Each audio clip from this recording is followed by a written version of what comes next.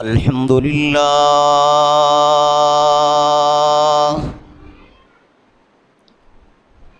الحمد لله نحمده ونستعينه ونستغفره ونؤمن به ونتوكل عليه ونعوذ بالله من شرور أنفسنا ومن سيئات أعمالنا من يهده الله فلا مضل له ومن يضلل فلا هادي له وأشهد أن لا إله إلا الله وحده لا شريك له وأشهد أن محمدا عبده ورسوله أرسله بالحق بشيرا ونذيرا وداعيا إلى الله بإذنه وسراجا منيرا أما بعد فإن خير الحديث كتاب الله وخير الهدي هدي محمد صلى الله عليه وسلم وشر الأمور محدثاتها وكل محدثة بدعة وكل بدعة ضلالة وكل ضلالة في النار من يطع الله ورسوله فقد رشد واهتدى ومن يعص الله ورسوله فقد ضل وغوى اللهم صل على محمد وعلى آل محمد كما صليت على إبراهيم وعلى آل إبراهيم إنك حميد مجيد اللهم بارك على محمد وعلى آل محمد كما باركت على إبراهيم وعلى آل إبراهيم إنك حميد مجيد أعوذ بالله السميع العليم من الشيطان الرجيم بسم الله الرحمن الرحيم يا أيها الذين آمنوا كتب عليكم الصيام كما كتب على الذين من قبلكم لعلكم تتقون أياما معدودات فمن كان منكم مريضا أو على سفر فعدة من أيام أخر وعلى الذين يطيقونه فدية طعام مسكين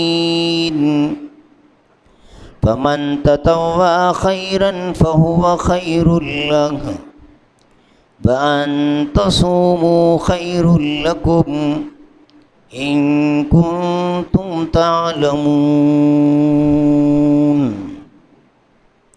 شهر رمضان الذي أنزل فيه القرآن هدى للناس وبينات من الهدى والفرقان فمن شهد منكم الشهر فليصمه ومن كان مريضا أو على سفر فعدة من أيام أخر يريد الله بكم اليسر ولا يريد بكم العسر ولتكملوا العدة ولتكبروا الله على ما هداكم ولعلكم تشكرون۔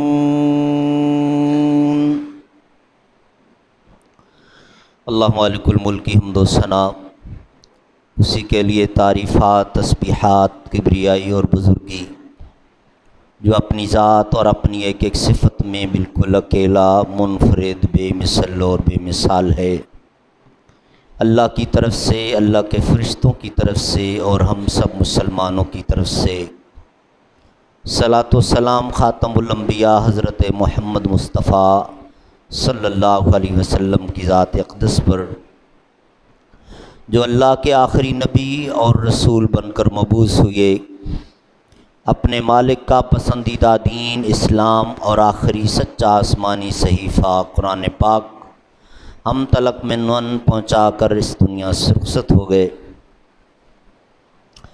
رمضان المبارک کے حوالے سے پچھلے خطبہ جمعہ میں بھی آپ نے گفتگو سنی تھی۔ اسی حوالے سے میں نے 3 آیات سورۃ البقرہ کی آپ کے سامنے تلاوت کی ہیں، اور کوشش کروں گا کہ اختصار کے ساتھ اس مقدس مہینے کے چند آداب اور احکام کے اصول و ضوابط بیان کر دوں۔ سب سے پہلی بات کہ روزہ اور اس کی اہمیت۔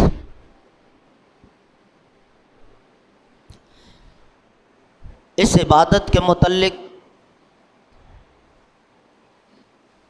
اگر اس کا ہسٹوریکل بیک گراؤنڈ دیکھیں تو یہ شروع سے چلی آ رہی ہے۔ روزہ، نماز، زکوٰۃ، بلکہ حج بھی پچھلے انبیاء کرام علیہم السلام کی تعلیمات سے چلے آ رہے ہیں۔ وقتاً فوقتاً اللہ تعالیٰ نے اپنے اس قانون میں کچھ ترامیم کی اور ہمارے لیے بہت رعایتیں کر دیں۔ اسی روزے کو اگر دیکھ لیں تو پہلے 24 گھنٹے کا بھی روزہ ہوتا تھا۔ ہمارے لیے کتنی نرمی ہو گئی، رعایت ہو گئی۔ صبح صادق سے غروب آفتاب تلک 14 ساڑھے 14 گھنٹے بن رہا ہے۔ اس کے بعد اگلی صبح صادق تک جب چاہیں، جتنا چاہیں، جو چاہیں کھاتے رہیں، اور بھی کوئی پابندی نہیں۔ یہ عبادت اس کے متعلق پچھلی قومیں بھی بہت اچھی طرح جانتی تھیں کہ اس کا کیا مقام ہے اور یہ کتنی اہم ہے۔ صرف ایک بات آپ کو بتا کے آگے چلوں گا کہ رسول اللہ صلی اللہ علیہ وسلم جب مکہ سے ہجرت کر کے مدینہ تشریف لے گئے، وہاں جو یہودی کمیونٹی آباد تھی، بنو قینقاع، بنو نذیر اور بنو قریظہ، آپ نے دیکھا کہ وہ 10ویں محرم کا روزہ رکھتے تھے۔ رسول اللہ صلی اللہ علیہ وسلم نے ان سے وجہ پوچھی تو انہوں نے وجہ یہ بتائی کہ موسیٰ علیہ السلام جو ہمارے نبی تھے، ان کو اللہ تعالیٰ نے فرعون سے اور اس کے ظلم سے اس دن نجات دلائی تھی 10ویں محرم کو، تو ہم روزہ رکھتے ہیں۔ اب جو اگلے الفاظ ہیں وہ سننے والے ہیں۔ کہنے لگے کہ یہ روزہ وہ عبادت ہے جو اللہ کو بہت زیادہ پسندیدہ ہے، اور ہم اللہ کو خوش کرنے کے لیے، اس کو راضی کرنے کے لیے، اس کا شکریہ ادا کرنے کے لیے روزہ رکھتے ہیں۔ تو وہ یہودی بھی جانتے تھے کہ روزہ بہت عظیم عبادت ہے۔ پیارے نبی صلی اللہ علیہ وسلم کی احادیث دیکھیں، وہ حدیث قدسی جو عام طور پہ بیان کی جاتی ہے کہ اللہ تعالیٰ نے فرما دیا یہ روزہ خالص میرے لیے عبادت ہے، باقی عبادات کے لیے میں نے پیمانے مقرر کر رکھے ہیں ریوارڈ کے، ثواب کے، لیکن اس کے لیے میں کچھ مقرر نہیں کرتا ہوں، بے حد اور بے حساب۔ بندے کے تقوی کو دیکھ کر، اس کے جذبے کو دیکھ کر اللہ رب العالمین اس کو کئی گنا کر کے اس کا ثواب دے گا۔ الصوم لی وانا اجزی بہ کے الفاظ حدیث میں موجود ہیں۔ اچھا، اب یہ جو آیات میں نے پڑھی ہیں اس میں مریض اور مسافر کے لیے ایک رعایت بھی ذکر کی گئی، خاص طور پہ مریض کو مخاطب ہو کر جو بات ہوئی ہے اس میں ترغیب دلا دی کہ اگر تم روزہ رکھ سکو، تمہیں رخصت دے دی گئی ہے، لیکن پھر بھی اگر افورڈ کر سکو، اتنی تیز بیماری نہیں ہے کہ تم بالکل ڈیتھ پوائنٹ پر پہنچ جاؤ، تو کوشش کرو کہ روزہ رکھو، فَهُوَ خَيْرٌ لَكُمْ، یہ تمہارے لیے بہتر ہے، بجائے اس کے کہ تم قضا کرو اور اس کا فدیہ ادا کرو۔ کوشش کرو کہ روزہ رکھ سکو، لیکن جہاں آپ بے بس ہو اللہ خود رخصت دیتا ہے۔ تو پہلا نقطہ تو یہ ہے کہ اس کی اہمیت کو ہم جانیں، اور ہمارے سلف صالحین سے وہ الفاظ منقول ہیں کہ وہ اللہ تعالیٰ سے دعائیں کیا کرتے تھے کہ اللہ یہ مبارک مہینہ ہمیں بار بار اپنی زندگی میں عطا فرما۔ اس میں سنن ابن ماجہ کی ایک حدیث وہ بھی ہے جس میں بیان فرمایا آپ صلی اللہ علیہ وسلم نے کہ رمضان المبارک کا صرف آخری عشرہ نہیں، اور آخری عشرے میں صرف تاکراتے ہی نہیں، پورا رمضان، یکم رمضان سے آخر رمضان تک، ہر رات اللہ تعالیٰ اپنے کتنے بندوں کو جہنم کی آگ سے آزاد فرماتا ہے۔ لیکن یہ جہنم سے آزادی اس کو ملے گی جو خود چاہے گا، جو خود اس کے لیے تمنا کرے گا اور کوشش کرے گا، زبردستی اللہ نہیں کرتا۔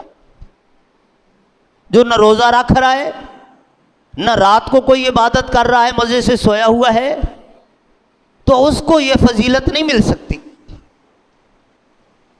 چنانچہ اس کو غنیمت سمجھتے ہوئے کہ یہ موقع اب ملا ہے، نہ جانے اگلے سال ملے گا یا نہیں ملے گا، ہماری زندگی ہوگی نہیں ہوگی، ہماری صحت ہوگی یا نہیں ہوگی، غنیمت سمجھتے ہوئے۔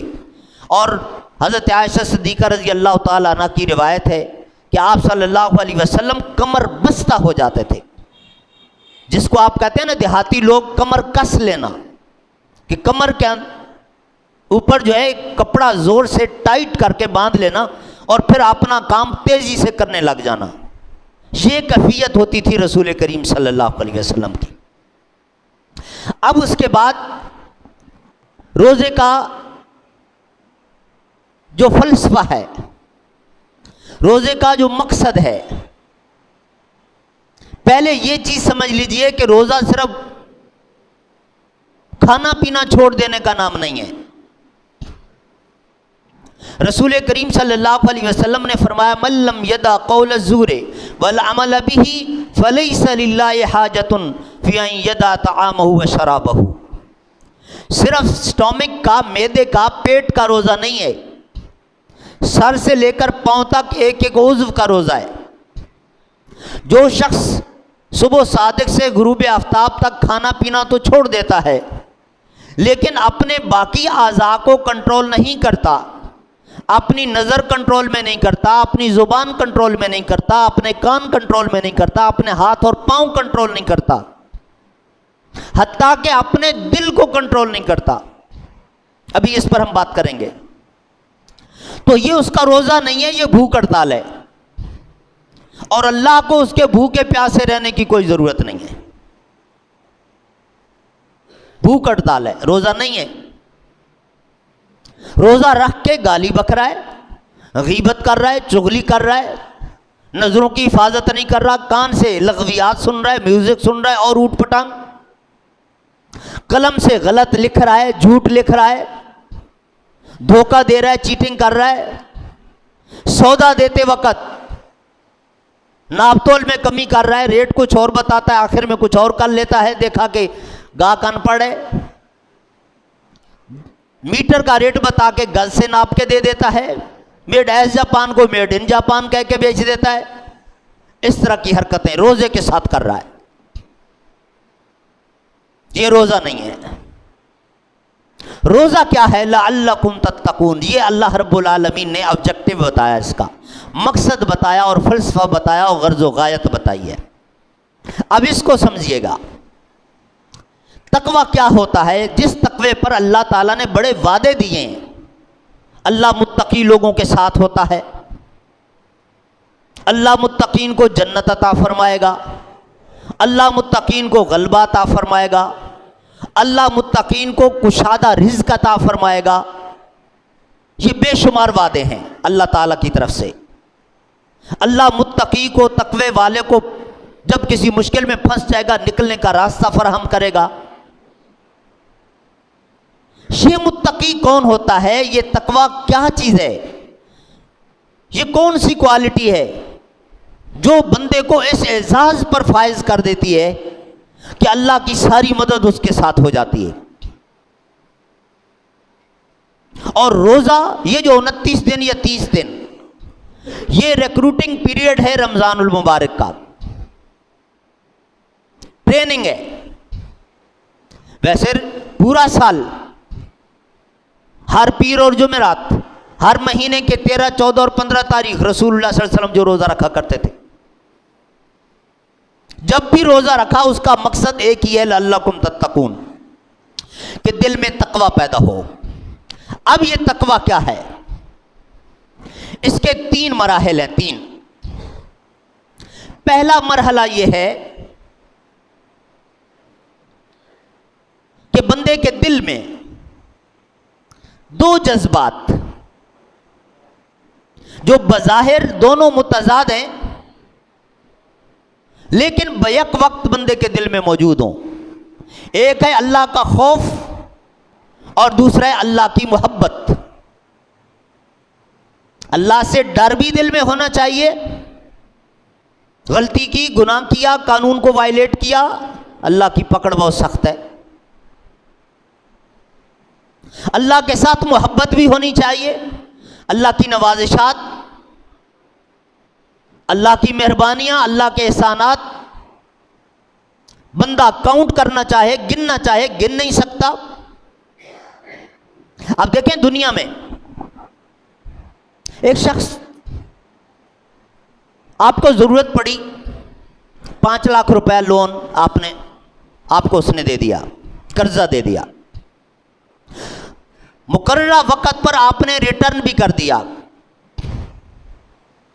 واپس بھی کر دیا، لیکن اس کے باوجود ساری زندگی اس کے سامنے نظریں جھکی رہتی ہیں، لوگوں کے سامنے بھی اس کا دفاع کرتا ہے کہ نہیں یہ بہت اچھا آدمی، ہمارا مہربان ہے، یہ مشکل وقت میں کام آیا تھا۔ حالانکہ آپ نے اس کے پیسے لوٹا دیے، آپ کے ذمہ قرضہ نہیں ہے، واپس کر دیے ہوئے ہیں، اس کے باوجود آپ اس کے احسان مند رہتے ہیں۔ یہ 5 لاکھ روپے کیا چیز ہے؟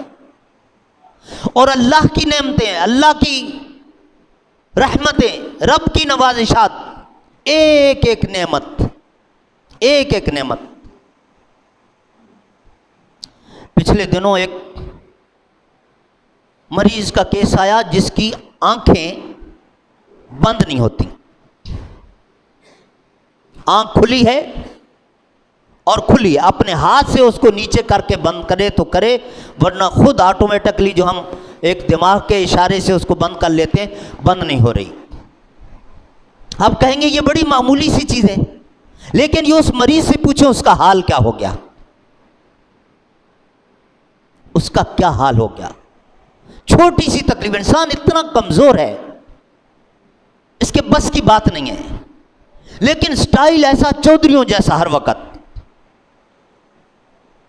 گھمنڈ، تکبر، بڑا پن، یہ دیکھو تو جیسے یہ پہاڑ کو بھی اپنے پاؤں کی ٹھوکر سے ریزہ ریزہ کر دے گا۔ دوسری طرف حالت یہ ہے کہ اگر گھنٹہ ڈیڑھ گھنٹہ لگاتار سر میں درد ہو جائے، چارپائی پہ لیٹ جاتا ہے، کچھ کرنے کا نہیں رہتا۔ بہرحال بات یہ ہو رہی تھی کہ اللہ رب العالمین کے ساتھ محبت بھی، اور یہ ہم نہیں کر رہے ہوتے۔ خوف ایک حد تک موجود ہوتا ہے، لیکن محبت ہم میں سے کس کس کو اللہ کے ساتھ ہے؟ ہر شخص اپنا احتساب خود کر لے۔ اللہ کے ساتھ محبت نہیں کر رہے ہم، جبکہ یہ اس کا بنیادی حق ہے ہم پر۔ اس کے بعد اگلا مرحلہ آتا ہے، یہی خوف اور محبت والے دونوں جذبات پروموٹ ہوتے ہیں، یہ اپنی ریفلیکشن دکھاتے ہیں، اپنا اثر دکھاتے ہیں۔ چنانچہ خوف کے جذبے کے تحت وہ تمام کام جن سے شریعت نے روکا ہے، جن کو ہم گناہ کہتے ہیں، وہ چھوڑ دے۔ محبت کے جذبے کے تحت وہ تمام کام جو اللہ نے کرنے کو دی ہیں، جن کو ہم نیکیاں کہتے ہیں، وہ بجا لائے، گناہ چھوڑے، نیکی کرے۔ یہاں بھی یہ دونوں ضروری ہیں، ایک کافی نہیں ہے، ایک کافی نہیں ہے۔ مثال کے طور پر ایک شخص نماز پڑھتا ہے، یا چلے رمضان کے مبارک سے ہی بات کرتے ہیں، روزہ رکھا ہوا ہے لیکن چوریاں کر رہا ہے، ڈکیتیاں کر رہا ہے، گالی گلوچ کر رہا ہے۔ اس کو معاشرہ متقی مانتا ہے؟ نہ ہمارا معاشرہ اس کو متقی مانتا ہے، نہ اللہ کا قانون متقی مانتا ہے۔ کہ ٹھیک ہے جناب، روزہ رکھنے کی عبادت ہی آپ نے رکھی، آپ نے یہ کام کیا، لیکن اس گناہ سے بھی تو روکا تھا، آپ اس سے کیوں نہیں بچے؟ اس سے بھی تو بچنا تھا۔ اب اپوزٹ کر لیں، ایک شخص چوری چکاری، چیٹنگ، ہیرا پھیری، گالی گلوچ یہ نہیں کرتا، کریکٹر اچھا ہے، ڈیلنگ اچھی ہے، دیانتدار ہے، لیکن روزہ نہیں رکھا ہوا، نماز نہیں پڑھتا، اس کو بھی نہ معاشرہ متقی مانتا ہے، نہ اللہ کا قانون متقی مانتا ہے۔ تو دونوں چیزیں ضروری ہوئیں، کرنے والے کام کرے، چھوڑنے والے چھوڑے۔ اب آخری مرحلہ جو آتا ہے تقوی کا، جو اصل مطلوب ہے، اصل ٹارگٹ ہے، جس کے لیے اللہ نے ہم پر یہ روزہ فرض کیا، وہ کیا ہے؟ نماز یا روزہ صرف رکھ لینا کافی نہیں ہے۔ نماز پڑھے، شوق کے ساتھ پڑھے، محبت کے ساتھ پڑھے، احترام کے ساتھ پڑھے، نماز کا شوق اس کے دل میں آ جائے، روزے کا شوق اس کے دل میں پیدا ہو جائے، اور جب شوق ہو جائے گا، محبت ہو جائے گی، پھر آسان بھی ہو جائے گا، پھر آسان بھی ہو جائے گا۔ پھر وہ نہیں دیکھے گا کہ آج 42 ڈگری ٹمپریچر ہے، کہ الیکٹرک کی بھی مہربانی ہے کہ بجلی بند ہے، پنکھا نہیں چل رہا، اب کیسے روزہ رکھوں؟ نہیں، کھلے آسمان کے نیچے مشقت والا کام کر کے بھی وہ روزے سے ہوگا۔ شوق ہے نا، روزے کا احساس ہے، یہ اسپرٹ موجود ہے، یہ جذبہ موجود ہے، تو روزہ نہیں چھوڑے گا۔ اس لیے نیکیوں کے ساتھ محبت، شوق، عقیدت، احترام دل میں پیدا کرنا۔ دنیا میں بھی ہماری یہی روٹین ہے، جس چیز کا شوق ہو جائے اس کے لیے لاکھ جتن کرتے ہیں، ساری حدیں کراس کرتے ہیں، اور اپنے ٹارگٹ تک پہنچنے کی کوشش کرتے ہیں۔ بالکل اسی طرح روزے کے ساتھ بھی اگر محبت پیدا ہو جائے گی، شوق ہو جائے گا، پھر یہ گرمی آڑے نہیں آئے گی، پھر یہ لوڈ شیڈنگ اس کو نہیں روکے گی، یہ کام کاج اس کو نہیں روکے گا، وہ رکھے گا روزہ۔ اور جس نے نہیں رکھنا، جس کے دل کے اندر جذبہ نہیں ہے، وہ ایئر کنڈیشن روم میں سو کر بھی نہیں رکھے گا، بدبختی ہے۔ اب دوسری طرف خوف کا جذبہ جو تھا، جس کے تحت اس نے گناہ چھوڑے ہیں، صرف گناہ چھوڑ دینا کافی نہیں ہے۔ جس طرح صرف نیکی کر لینا کافی نہیں، نیکی کے ساتھ محبت ضروری ہے، بالکل اسی طرح گناہ چھوڑ دینا کافی نہیں ہے، گناہ سے اپنے دل میں نفرت پیدا کرنا از حد ضروری ہے۔ گناہ سے نفرت کرنا، گناہ کو برا جاننا، روٹین میں بھی یہی ہے، جس چیز سے نفرت ہو جائے، دوست بھی کہتے رہیں بھائی آپ کی دوستی اپنی جگہ پہ بھائی، لیکن مجھے اس سے نفرت ہے، مجھے پسند نہیں ہے، میں یہ نہیں کروں گا، ہم کہتے رہے ہوتے ہیں۔ اور گناہوں سے نفرت تقوی کے لیے بہت ضروری ہے۔ گناہ سے بچنے کے لیے گناہ سے نفرت بہت ضروری ہے۔ کیوں ضروری ہے؟ بعض اوقات ہم ایک گناہ سے صرف اس لیے بچ رہے ہوتے ہیں کہ لوگ دیکھ لیں گے، گھر والوں کو پتہ چل جائے گا، پولیس پکڑ لے گی، یہ ہو جائے گا وہ ہو جائے گا۔ اور جب ایسا موقع کہ نہ کوئی دیکھنے والا، نہ پوچھ، نہ ڈانٹ ڈپٹ، نہ پولیس جرمانہ، پھر کیا ہوگا؟ ہم تو اتنے کمزور ہیں کہ خود گناہ کے پیچھے جاتے ہیں، گناہ تلاش کرتے ہیں۔ اگر گناہ سے نفرت نہ ہو دل میں تو بندہ خود گناہ تلاش کرتا ہے، لیکن جب دل میں نفرت آ جائے گی پھر شیطان اس کو سبز باغ دکھاتا رہے، 100 وعدے دیتا رہے، اس کا یہ فائدہ یہ فائدہ، اس کے نزدیک نہیں جائے گا۔ حضرت یوسف علیہ السلام کی مثال ہمارے لیے بہت بڑا نمونہ ہے۔ کیا تھا؟ صرف گناہ کا موقع مل رہا تھا؟ نہیں، گناہ کی آفر ہو رہی تھی؟ نہیں، دھمکیاں دی جا رہی تھی۔ زلیخا کہہ رہی تھی کہ اگر میری بات نہیں مانو گے تمہارا حشر دنیا دیکھے گی، دھمکیاں۔ اور یوسف علیہ السلام کا جواب معاذ اللہ انہ احسن مثواج، نہیں نہیں نہیں نہیں، اللہ کی پناہ، اللہ کی پناہ، مجھے معلوم ہے کہ یہ ایسا کرتوت، یہ غلط کام، پھر میں اس کے قریب جاؤں؟ نہیں ہو سکتا۔ اب اسی حضرت یوسف علیہ السلام کے واقعے سے ایک اور بات بھی ہمیں سمجھ میں آتی ہے۔ ہم چاہتے ہیں کہ فوراً ہتھیلی پہ ہمیں رزلٹ مل جائے، ایسا بھی نہیں ہوتا ہے، اللہ ٹیسٹ کرتا ہے، امتحان لیتا ہے۔ یوسف علیہ السلام کتنا عرصہ جیل میں رہے، حالانکہ حق پر تھے، بے گناہ تھے، جیل کاٹی، اور اس کے بعد اللہ نے عزیز مصر بنایا۔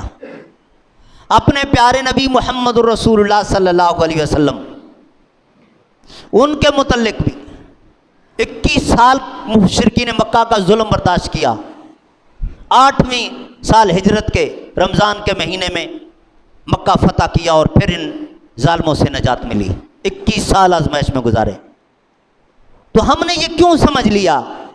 اور اللہ رب العالمین نے فرمایا حسب الناس ان یترکوا ان یقولوا آمنا وهم لا یفتنون، جنت ایسے مفت میں نہیں ملے گی، آزمایا جائے گا، کبھی روزہ، اس کی بھوک پیاس، کبھی نماز، کبھی کچھ مال دے کر، کبھی چھین کر، اولاد کبھی دے کر کبھی واپس لے کر، یہ اللہ تعالیٰ کی طرف سے آزمائش ہے۔ لیکن اگر بندہ، ہم نے پچھلے کچھ خطبات میں حضرت ابراہیم علیہ السلام کا تذکرہ کیا تھا، پہلے پارے کے آخر میں، ابراہیم علیہ السلام کا پورا اسوہ یہ سکھاتا ہے کہ جب اللہ کی طرف سے کوئی آرڈر آ جائے، پھر دنیا ادھر سے ادھر ہو جائے، چھوڑ دو اس کو، رب کا حکم مان لو، وقتی طور پہ آزمائش آئے گی لیکن پھر نتیجہ دیکھو گے اللہ تعالیٰ تمہیں کیا عزت عطا فرماتا ہے۔ تو میرے بھائیوں، یہ مقدس مہینہ ہماری ٹریننگ اور تربیت کے لیے آیا ہے۔ نبی کریم صلی اللہ علیہ وسلم نے ممبر پر چڑھتے ہوئے جو 3 مرتبہ آمین کہی تھی، اس میں ایک مسئلہ یہ بھی تھا کہ فرشتے نے کہا کہ وہ شخص بڑا ہی بد نصیب ہے کہ جس کو صحت عافیت کے ساتھ رمضان کا مہینہ ملا اور پھر وہ اپنے آپ کو جنتی نہ بنا سکا، اس سے بڑا بد نصیب کوئی نہیں ہے۔ تو آپ صلی اللہ علیہ وسلم نے تائید کی کہ واقعتاً رمضان جیسا موسم اس کو ملے اور پھر وہ اپنے گناہ معاف نہ کروا سکے اور اللہ کی جنت نہ حاصل کر سکے، اس سے بڑا بدبخت اور کون ہوگا؟ اللہ نہ کرے کہ ہم ایسے بد نصیبوں میں ہوں، لیکن تھوڑی سی کوشش اور اس سے پہلے دل میں جذبہ، جب یہ پیدا ہو جائے گا اللہ خود مدد کرے گا۔ اللہ رب العالمین ہم سب کو صحیح معنوں میں رمضان المبارک کی قدر کرنے کی توفیق عطا فرمائے، ہم سب کی ایک ایک نیکی اللہ اپنی بارگاہ میں قبول فرمائے اور سب کا خاتمہ بالخیر اور بالایمان فرمائے۔ سبحان ربک رب العزت عما یصفون وسلام علی المرسلین والحمد للہ رب العالمین۔